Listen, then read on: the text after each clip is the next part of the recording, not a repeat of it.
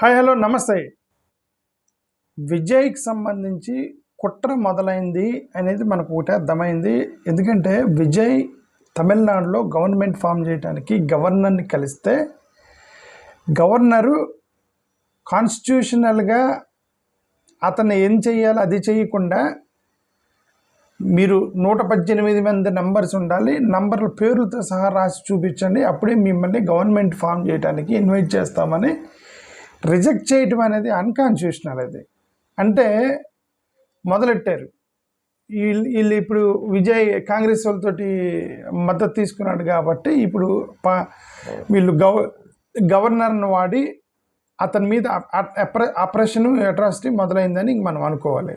ఎందుకంటే ఇప్పుడు article 164 of the Indian constitution గవర్నర్కి చీఫ్ మినిస్టర్ని అపాయింట్ చేయాలి. అపాయింట్ చేయాలంటే జనరల్గా ప్రాక్టీస్ ఏంటి, ఎంతమంది ఉన్నారు పేర్లతో సహా మీరు అడుగుతారేంటి, ఎంతమంది ఉన్నారు అని అడుగుతారు. మా అయితే ఎంతో ఒక 118 కావాలి, ఒక 100 మంది చూపించండి అని గవర్నమెంట్ ఫామ్ చేయమని you should invite him for to form the government, right?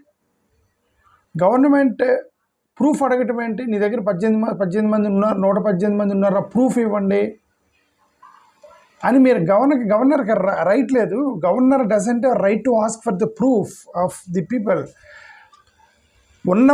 ఉన్న పార్టీలలో ఏ పార్టీ గవర్నమెంట్ ఫామ్ చేయగలిగే ఛాన్స్ ఉందో దాన్ని గవర్నమెంట్ ఫామ్ చేయమని ఇన్విటేషన్ ఇవ్వాలి.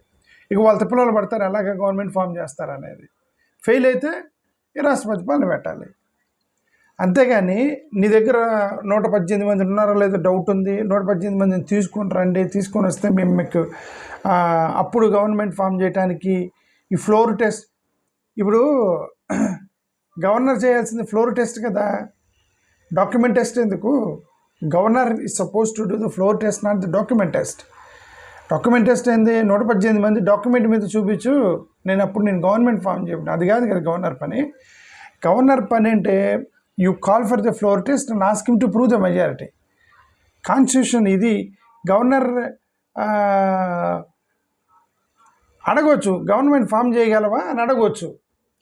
నా కాన్ఫిడెన్స్ ఉందంటే, నేను నమ్మకం ఉంది, నేను గవర్నమెంట్ ఫామ్ చేస్తానంటే సరే ఫామ్ చేయని అంతే. నువ్వు నిజంగా ఫామ్ చేస్తావా లేదా నాకు అనుమానం ఉంది, 118 మంది పేర్లు రాసుకుంటారా. గవర్నమెంట్ ఫార్మేషన్ బ్లాక్ చేయటమే కదా అది. ఓకే, ఇప్పుడు ఉన్న పొలిటికల్ పార్టీల్లో గెలిచిందే సింగిల్ లార్జెస్ట్ పార్టీ విజయ్ పార్టీయే కదా. అతనికే కదా 108 సీట్లు గెలిచాడు కదా. దాంట్లో ఒకటి తీసేయండి 107, ఎందుకంటే అతను ఒకటి రిజైన్ చేశాడు కాబట్టి. సో 107లో ఒక 5 కాంగ్రెస్ వాళ్ళు ఇచ్చారు కదా, 112. ఇంకా అతనికి 6 కావాలి. 6లో ఇప్పటికి వీసీకే పార్టీ వాళ్ళు ఒక 2 ఇది ఇచ్చినట్టున్నారు. ఇంకెంత 4 కావాలండి. ఆ 4 ఎవరో ఒకరు నువ్వు గవర్నమెంట్ ఫామ్ చేసేటప్పుడు ఎవరో ఆ ఏఐడిఎంకే వాళ్ళు, డిఎంకే వాళ్ళు, లేదంటే కమ్యూనిస్టులు ఎవరో సీక్రెట్లకు ఓటేసి అతను గవర్నమెంట్ నిలబెడతారేమో. సీక్రెట్గా ఓటేసి ఆ ఛాన్స్ ఉంది కదా. కాబట్టి అతను నాకు గవర్నమెంట్ ఫామ్ చేస్తాను అంటే నువ్వు ఆ పేర్లు రాసుకుంటారంటే సీక్రెట్గా వేసేవాడు పేరు ఎందుకు ఇస్తాడు? ఇప్పుడు ఏఐడిఎంకే నుంచి డిఎంకే నుంచి ఎవడో క్రాస్ ఓటింగ్ చేద్దాం అనుకున్నాడు అనుకోండి, ఇప్పుడు నువ్వు పేర్లు రాసుకుంటారంటే ఆడు ఎందుకు పేరు ఇస్తాడు? సీక్రెట్ ఓటింగ్ చేస్తాడు కానీ పేర్లు ఇవ్వడు కదా. అంటే intentional it is blocking is government. The governor అంటే ఇంకా అది మొదలెట్టారు అతని మీద. చాలా ఈజీ యాక్సెస్ ఉంది విజయ్కి. ఈజీగా అతను ఎన్డీఏ గవర్నమెంట్ తోటి ఎందుకు వచ్చిన గొడవ ఇదంతా, గవర్నమెంట్ కొత్తవాడిని మనకు డబ్బులు వస్తాయి కదా, కేంద్రంతో డబుల్ ఇంజిన్ సర్కార్ అని చెప్పి మన పిట్టకథలు చెప్పి ఎలాగో ఉన్నారు కదా, ఆ పిట్టకథలు చెప్పి ఆయన కూడా చేయొచ్చు కదా. బట్ అతను దాంతో నిలబడి ఉన్నాడు, దేంతో ఒక సెక్యులర్ వాదానికి కట్టుబడి ఉన్నాడు. ఎందుకంటే అతను పొలిటికల్ పార్టీ ప్రసంగాల్లో అదే చెప్పాడు, మేనిఫెస్టోలో అదే చెప్పాడు. ఇప్పుడు గవర్నమెంట్ పోస్ట్ ఎలక్షన్ కూడా గెలిచిన తర్వాత కూడా దానికి కట్టుబడి ఉన్నాడు. నేను సెక్యులర్ పార్టీ అని చెప్పి కట్టుబడి ఉన్నాడు. ఐడియాలజికల్గా నేను అపోనెంట్ని భారతీయ జనతా పార్టీ అని కాంగ్రెస్ వాళ్ళతో మద్దతు అడిగాడు. కమ్యూనిస్టులను వీళ్ళ గ్యాదర్ చేసుకుంటున్నాడు అతను. ఇప్పుడు అక్కడి నుంచి హెరాస్మెంట్ మొదలైందని మనకు ఒకటైతే క్లియర్గా అర్థమవుతుంది. ఇప్పుడు ఎందుకు గవర్నర్ రిజెక్ట్ చేయటం? ఇప్పుడు గతంలో ఇదేమైనా ఫస్ట్ టైమా మెజారిటీ రాకుండా గవర్నమెంట్ ఫామ్ చేయటం? ఇది ఫస్ట్ టైమా? ఓకే.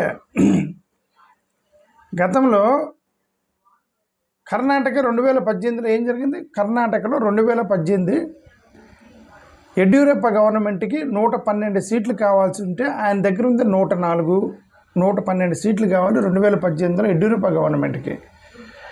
ఆయనకు వచ్చింది 104, 8 సీట్లు షార్టేజ్ ఉంది.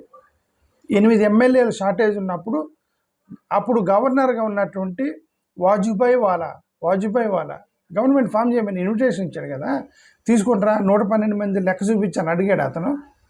ఇతను ఎందుకు హెరాస్మెంట్, విజయ్ని హెరాస్మెంట్ ఎందుకు లెక్క చూపించమని అడగలేదు కదా. ఏది యడ్యూరప్పని మహారాష్ట్రలో 2019 ఇది కూడా బీజేపీ గవర్నమెంటే. దేవేంద్ర ఫడ్నవీస్ ముఖ్యమంత్రి ప్రమాణ స్వీకారం చేశాడు, కానీ అతను క్లియర్ మెజారిటీ లేదు ఆ టైంలో. భగత్ సింగ్ కొషియారి గవర్నర్గా ఉన్నాడు, అతను వచ్చి గవర్నమెంట్ ఫ్లోర్ టెస్ట్ చేసుకోమన్నాడు. ఫ్లోర్ టెస్ట్లో అతను విన్ అయ్యాడు దేవేంద్ర ఫడ్నవీస్. ఫ్లోర్ టెస్ట్లో సీక్రెట్గా ఎవరో వేస్తారండి, మద్దతు ఇస్తారు. ఆ టైంలో ఎవరో మద్దతు ఇస్తారు అప్పటికప్పుడు వచ్చి, అందుకని ఫ్లోర్ టెస్ట్కి పిలుస్తారు. కానీ డాక్యుమెంట్ ప్రూఫ్ అడిగేది ఏంటంటే ఇది అంటే అతను ఇప్పుడు మొదలెట్టారు పాపం, అతన్ని ఇప్పుడు అరెస్ట్ చేయటం మొదలెట్టారని అర్థమైపోయింది. అతను ఒక సెక్యులర్ వాదానికి కట్టుబడి ఉన్న విజయ్ సెక్యులర్ వాదానికి కట్టుబడి ఉంటే హెరాస్మెంట్ మొదలైంది. అతను గతంలోనే చెప్పాడు, నేను ఎన్ని కష్టాలు పడ్డా నేను సెక్యులర్ వాదానికి కట్టుబడి ఉంటా అన్నాడు. కాబట్టి దళితులు, ఆదివాసీలు, అక్కడ ఉన్న క్రిస్టియన్స్ మొత్తం వాళ్ళే షెడ్యూల్ క్యాస్ట్ వాళ్ళకి ఎమ్మెల్యే సీట్లు ఇచ్చి కల్పించాడు అతను. జనరల్ కేటగిరీలో ఎస్సీలకి ఎందుకు అతను ఓట్లు వేశారంటే అతను నిజంగా దానికి కట్టుబడి ఉన్నాడు సెక్యులర్ వాదానికి. సో నాకు అదే అర్థం. గోవా 2017లో కాంగ్రెస్ లార్జెస్ట్ పొలిటికల్ పార్టీ. 2017లో Congress single largest party Goa. BJP government form చేసింది. లార్జెస్ట్ పార్టీ ఏమో కాంగ్రెస్ అయితే అప్పుడు గవర్నరు మనోహర్ పారికర్ అయినా బీజేపీ వాళ్ళని గవర్నమెంట్ ఫామ్ చేయమని చెప్పి పిలిచాడు అతను. వాళ్ళు ఫామ్ చేశారు. ఫ్లోర్ టెస్ట్ పేర్లు ఇవ్వమంటే ఇచ్చాడా? అడగలేదుగా. నితీష్ కుమార్ 2000 సంవత్సరంలో నితీష్ కుమార్కి కూడా ఫుల్ మెజార్టీ లేదు. 2000లో ఏం చేశారు? ఫ్లోర్ టెస్ట్ చేయమన్నాడు కదా, ఫ్లోర్ టెస్ట్ చేశారు కదా.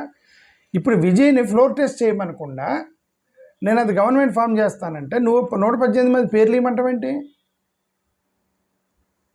Something is wrong. Okay,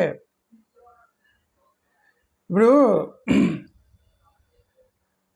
Karnataka 2018లో Congress, JDS వీళ్ళిద్దరికి కలిసి క్లియర్గా మెజారిటీ ఉంది. జాగ్రత్తగా వినండి.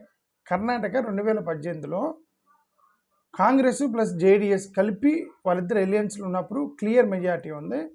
బీజేపీని గవర్నమెంట్ ఫామ్ చేయమని ఇన్విటేషన్ ఇచ్చాడు అతను గవర్నర్. 2019లో ఉద్ధవ్ ఠాకరే ఎలియన్స్కి క్లియర్ మెజారిటీ ఉంది. గవర్నరు డిలే చేసి ప్రెసిడెంట్ రూల్ ఇంపోజ్ చేసి బీజేపీ గవర్నమెంట్లోకి వచ్చేంత వరకు ప్రెసిడెంట్ రూల్ ఇంపోజ్ చేశాడు అతను. ఇవన్నీ చూస్తే ఇప్పుడు అది మొదలెట్టారని ఇప్పుడు అర్థమైంది. ఇప్పుడు విజయ్ని గవర్నమెంట్ ఫామ్ చేసే లోపు ఎన్ని కష్టాలు పెడతారో ఇప్పుడు మనకైతే అర్థమైంది. ఒకటే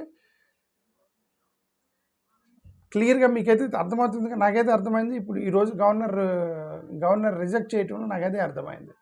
I think is going to face a problem from central government. Okay, so we all must support Vijay. ఎందుకంటే అతనికి క్లియర్ ప్యాసేజ్ ఆప్షన్ ఉంది. పోయి భారతీయ జనతా పార్టీ వాళ్ళతో జాయిన్ అయిపోయి ఏఐడిఎంకే వాళ్ళతో మద్దతు తీసుకొని గవర్నమెంట్ రన్ చేసుకునే ఆప్షన్ ఉంది అతనికి. ఐడియాలజికల్గా తను స్టాండ్ అయి ఉన్నాడు కాబట్టి, మన కోసం అతను స్టాండ్ తీసుకున్నాడు కాబట్టి we all must support Vijay. All సెక్యులరిస్టులు, సెక్యులర్ వాదులు ఎవరైతే ఉన్నారో, సెక్యులర్ వాదాన్ని కోరుకునే వాళ్ళు అందరూ కూడా విజయ్కి మనం అండగా నిలబడాలి. ఎందుకంటే I think his trouble started because a leader taking the secular stand. ఒక నాయకుడు సెక్యులర్ స్టాండ్ తీసుకుంటే ఎన్ని కష్టాలు వస్తాయనేది ఆయనకి గవర్నర్ దగ్గర నుంచి మొదలైందని నాకు అర్థమైంది. Let us wait and see what happens. ఇది ఇలాగా అదే చెప్తున్నా, ఈ హెరాస్మెంట్ అనేది నాయకులు, బలం ఉన్న వాళ్ళు, శక్తి ఉన్న వాళ్ళు, విల్ పవర్ ఉన్న వాళ్ళు తట్టుకుంటారు.